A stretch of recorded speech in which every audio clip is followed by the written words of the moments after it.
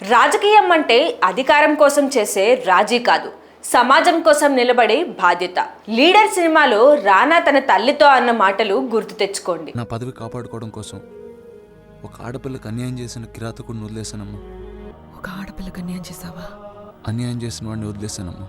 అన్యాయం చేసిన వాడిని వదిలేశానంటే పర్వాలేదేమో అనిపిస్తుందిరా. అదే ఒక ఆడపిల్లకి అన్యాయం చేశాననుకుంటే బాధగా ఉంటుంది, చాలా బాధగా ఉంటుంది. ఇప్పటికీ ప్రతి తెలుగు గుండెల్లో మారుమోగుతూనే ఉంటుంది. ఈ రోజు ఒక అత్యాచార బాధితురాలు, రేపు ఒక హత్య. మీ నాన్న కూడా ఇలాగే తప్పలేదు అంటూ తప్పులు చేస్తూ వచ్చాడు. 30 ఏళ్లుగా నేను చూస్తూనే ఉన్నాను. నిన్ను కేవలం ఒక రాజకీయ నాయకుడిగా కాదు, ఒక నిజమైన లీడర్గా చూడాలనుకుంటున్నాను అని ప్రాణం విడుస్తుంది.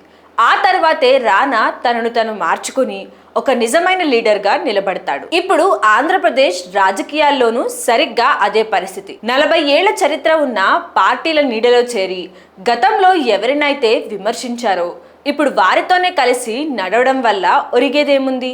మీలోని ఆ ట్రూ లీడర్ని చూడాలని, చావో రేవో తేల్చుకునే పోరాటాన్ని చూడాలని తెలుగు ప్రజలు కోరుకుంటున్నారు. లీడర్ సినిమా క్లైమాక్స్ లో సీఎంగా ఉన్న రానా విక్టిమ్ తండ్రి దగ్గర కింద కూర్చుని పశ్చాత్తాపంతో నాకు ఎవరూ లేరు, నాతో వచ్చేయండి, నేను చూసుకుంటాను, చదివిస్తాను, పెళ్లి చేస్తాను అని అడిగితే ఆ తండ్రి కళ్ళలో నీళ్లతో మాకు నమ్మకం లేదు దొరా అంటారు.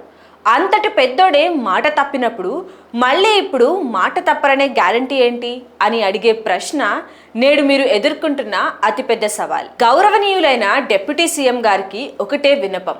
మీరు లీడర్ సినిమాలో రానాలాగా నిజమైన మార్పు కోసం నిలబడతారా, లేక ఇలాగే రాజీ పడుతూ కాలం గడిపేస్తారా? ప్రజలు మిమ్మల్ని నమ్ముతున్నారు, కానీ ఆ నమ్మకం చిరకాలం నిలవాలంటే పాత నీడల నుండి బయటకు వచ్చి సొంతంగా సంచలనం సృష్టించే లీడర్గా ఎదగాలి.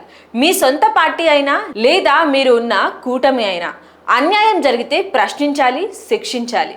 వ్యవస్థ మారాలంటే మీలాంటి లీడర్లు వేరే వాళ్ళ నీడలో కాదు, మిమ్మల్ని నమ్మిన వాళ్లకు తోడుగా నీడగా నిలవాలి. లేదంటే 2029లో మీరు ఎంత చెప్పినా, ఎంత వివరణ ఇచ్చినా పవన్ కళ్యాణ్ మావాడు అనుకునే అభిమానులు, శ్రేయాభిలాషుల నుంచి వచ్చే సమాధానం ఒక్కటే: నమ్మకం లేదు దొరా.